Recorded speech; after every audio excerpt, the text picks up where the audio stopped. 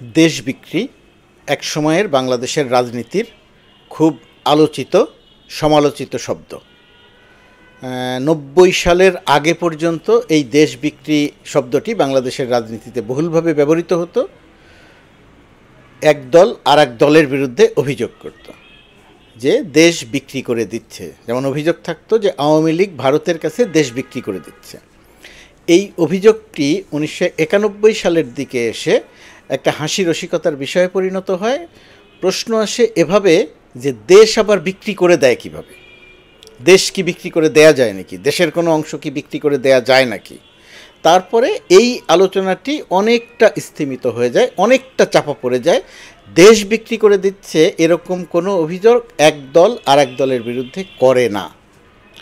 কিন্তু ঘটনার পরিক্রমায় আবার যে সেই দেশ বিক্রি শব্দটি ফিরে আসবে এবং আওয়ামী লীগের হাত ধরে যে দেশ বিক্রি শব্দটি ফিরে আসবে এবং সেই ৯০ সালের পর থেকে ২০২৪ সাল ৩০, ৩৫, ৩৪ বছর পরে এসে সেই দেশ বিক্রি শব্দটা একটা জীবন্ত শব্দে পরিণত হবে এবং দেশ সত্যি সত্যিই বিক্রি করে দেয়া যায়, দেশ সত্যি সত্যিই বিক্রি করে দেয়া হয়েছে, দেশের আংশিক বিক্রি করে দেয়া হয়েছে, এরকম একটা অভিযোগ আওয়ামী লীগের বিরুদ্ধে এখন খুব জোরে সোরেই আনা যায়। আবারও বলছি, দেশের একটি অংশ বিক্রি করে দেয়ার যে অভিযোগ একসময় রাজনীতিতে আলোচনা হতো, একসময়ের রাজনীতিতে হাসি রসিকতার বিষয়ে পরিণত হয়েছিল, সেটা আওয়ামী লীগ প্রমাণ করেছে যে এটা শুধু আলোচনার বিষয় নয়, এটা শুধু হাসি রসিকতার বিষয় নয়।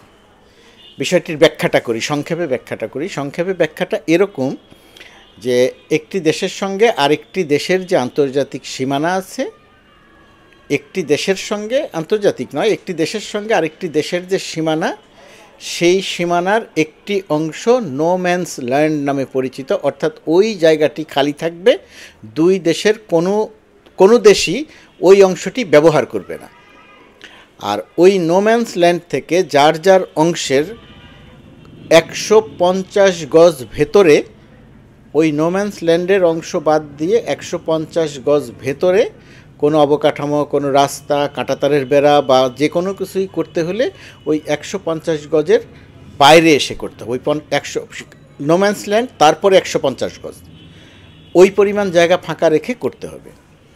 ভারতের সঙ্গে এখন বাংলাদেশের যে সীমান্ত নিয়ে একটা অস্বস্তিকর, একটা থমথমে পরিস্থিতি, একটা উত্তেজনাকর পরিস্থিতি বিরাজ করছে, এই জায়গাটিতে প্রথম অবস্থাতে সংবাদগুলো আসছিল এভাবে যে ভারত সীমান্তে আন্তর্জাতিক আইন অমান্য করে কাঁটাতারের বেড়া দিতে এসেছে, ভারতের বিএসএফ বেড়া দিতে এসেছে, বাংলাদেশের বিজিবি সেই বেড়া দেয়, কাঁটাতারের বেড়া দেয়, বাধা দিয়েছে।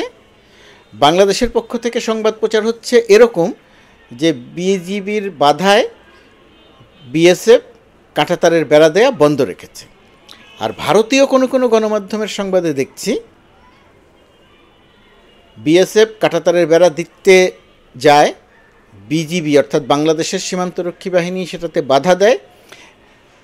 পর্যায়ক্রমে একটা পর্যায়ে আলোচনার পরে বিজিবি ফিরে আসে, ভারত কাঁটাতারের বেড়া দেয়া অব্যাহত রাখে। দুটি সংবাদ দুই দেশের গণমাধ্যমে প্রচারিত হচ্ছে। আর আমরা যেটা দেখেছি, নির্মোহ পর্যবেক্ষণে যেটা দেখেছি, কোনো জায়গাতে ভারত বিজিবির প্রতিবাদের পরিপ্রেক্ষিতে কাঁটাতারের বেড়া দেয়া বন্ধ রেখেছে, কিছুক্ষণ বন্ধ রেখেছে, আবার বেড়া দেয়া শুরু করেছে, বিজিবি আবার বাধা দিয়েছে, আবার বন্ধ রেখেছে। কিন্তু ভারত যে কাঁটাতারের বেড়া দেয়া একেবারে বন্ধ রেখেছে সেটা সম্ভবত ঠিক নয়। এখন প্রশ্নটা হচ্ছে যে ভারত যদি তার সীমানায় কাঁটাতারের বেড়া দেয় তাহলে বাংলাদেশের সমস্যা কী? ওই যে বললাম নো ম্যানস ল্যান্ড, তারপরে ১৫০ গজ বাদ রেখে, অর্থাৎ ১৫০ গজ খালি রেখে তারপরে গিয়ে কাঁটাতারের বেড়াটি দিতে হবে এবং সেই বেড়া দেওয়ার কিছু আন্তর্জাতিক নিয়মকানুন আছে। দুই দেশ অন্য দেশকে, সীমান্তের এপারের দেশকে যথাযথ প্রোটোকল মেনে জানাতে হয়। কিন্তু ভারত কাঁটাতারের বেড়া যখন দিতে আসছে তখন এই উত্তেজনা বিরাজ করছে। বাংলাদেশ সরকার ভারতের রাষ্ট্রদূতকে পররাষ্ট্র মন্ত্রণালয়ে ডেকেছেন, তার কাছে বাংলাদেশের উদ্বেগ জানিয়েছেন, কিন্তু ভারতীয় রাষ্ট্রদূতের কথাটা খুব তাৎপর্যপূর্ণ, এটা খুব মনোযোগ দিয়ে শোনার এবং ব্যাখ্যা করার। সেখান থেকেই দেশ বিক্রির প্রসঙ্গটা এসেছে।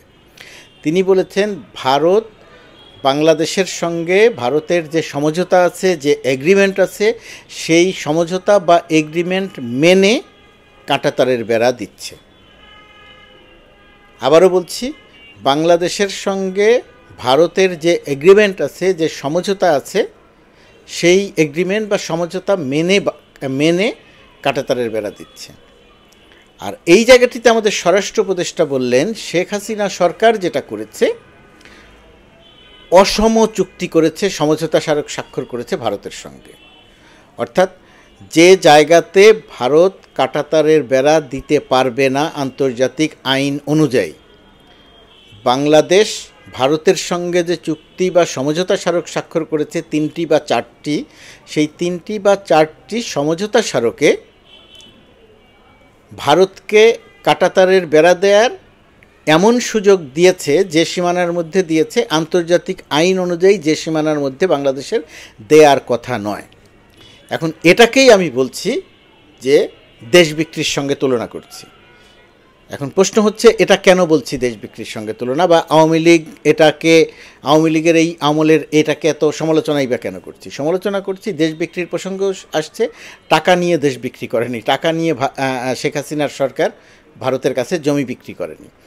যেটা করেছে শেখ হাসিনা সরকার 2014, 2018 এবং 2024-এর নির্বাচন করেছে, ভোটারবিহীন নির্বাচন করেছে, রাতে ভোটের নির্বাচন করেছে, এবং এই ভোটারবিহীন এবং রাতে ভোটের নির্বাচন করে সে ভারতের সমর্থন চেয়েছে এবং ভারত তাকে সমর্থন দিয়েছে। বিনিময়ে শেখ হাসিনা ক্ষমতায় থাকবে, তার বিনিময়ে তাকে বাংলাদেশের স্বার্থ পরিপন্থী বেশ কিছু কাজ করতে হয়েছে। তার মধ্যে একটি এই যে সীমান্তে অসম চুক্তি। এখন যেহেতু সে বাংলাদেশের স্বার্থ পরিপন্থী কাজ করেছে, অর্থাৎ বাংলাদেশের যে পরিমাণ জায়গা খালি থেকে ভারতের কাঁটাতারের বেড়া দেওয়ার কথা, ভারতের অভ্যন্তরে যে পরিমাণ জায়গা খালি রেখে কাঁটাতারের বেড়া দেওয়ার কথা, অসম চুক্তির কারণে তার চেয়ে কম অংশ খালি রেখে ভারতকে কাঁটাতারের বেড়া দেওয়ার অনুমতি সমঝোতা স্মারক বা চুক্তি করেছে শেখ হাসিনা, যা সে করতে পারে না। বাংলাদেশের স্বার্থের বিরুদ্ধে গিয়ে ক্ষমতায় থেকে সে কিছু করতে পারে না, কিন্তু সে করেছে। কেন করেছে? বিনিময়ে সে ক্ষমতায় থেকেছে, তার বিনিময়ে সে বাংলাদেশের স্বার্থ বিক্রি করেছে। এই স্বার্থ বিক্রিটাকেই বলা হচ্ছে যে দেশ বিক্রি করা। তো একসময় যার কোনো ব্যাখ্যা বা বিশ্লেষণ ছিল না, দৃশ্যমান প্রমাণ ছিল না যে দেশ বিক্রি করা বলতে আসলে কি বোঝানো হয়, শেখ হাসিনা 16 বছর, প্রায় 16 বছর ক্ষমতায় থেকে স্বৈরাচারী উপায়ে দেশের মানুষকে দমন, পীড়ন, নিপীড়ন, নির্যাতন করে, লুটপাট করে পুরো পরিবার, দেশে বিদেশে থাকা পুরো পরিবার দুর্নীতির সঙ্গে সম্পৃক্ত হয়ে দেশের স্বার্থ বিক্রি করে দিয়ে সে ক্ষমতায় থেকেছে। এবং ক্ষমতায় থাকার কারণেই ভারত যে কথাটা এখন বলতে পারছে, অর্থাৎ স্বার্থ বিক্রির কারণে করেছে, ভারত যে কথাটা এখন বলতে পারছে যে বাংলাদেশের সঙ্গে তার যে সমঝোতা আছে, বাংলাদেশের সঙ্গে তার যে এগ্রিমেন্ট আছে, তার ভিত্তিতেই সে কাঁটাতারের বেড়া দিচ্ছে। তার মানে ভারতের অবস্থান থেকে যদি আপনি চিন্তা করেন, ভারত কিন্তু চুক্তির ফলে যে কাজটি তার করার আর অধিকার জন্ম নিয়েছে, সেই কাজটি সে করছে। তাহলে এখানে মূল দায়টা কার? যদি বলেন যে মূল দায়টা বাংলাদেশের, তাহলে ভুল হবে। মূল দায়টা হচ্ছে শেখ হাসিনা যতদিন ক্ষমতা দখল করেছিল বাংলাদেশের, ওই দখলকারী শেখ হাসিনার, আওয়ামী লীগ সরকারের। বর্তমান সরকারের স্বরাষ্ট্র উপদেষ্টা এই কথাটি বলেছেন যে অসম চুক্তিগুলো বাতিল করা হবে। চুক্তি বাতিল করা হবে কি হবে না, বাতিল করা যাবে কি যাবে না, সেটা ব্যাখ্যা বা বিশ্লেষণের দাবি রাখে। কিন্তু আমরা যেটা বলতে চাই যে সমস্ত অসম চুক্তি করেছে বলে সরকার মনে করছে, এটা যদি সরকার প্রকাশ করে তাহলে সারা দেশের মানুষ সেটা জানতে পারবে, সেটা সম বা অসম মানুষ সেটা বুঝতে পারবে। আর যদি প্রকাশ না করে, সুনির্দিষ্ট করে যদি প্রকাশ না করে, এটা যদি শুধু অভিযোগের আকারেই থেকে যায়, তাহলে মানুষের ভেতরে সন্দেহ তৈরি হবে, সত্যিই কি সেটা অসম চুক্তি ছিল?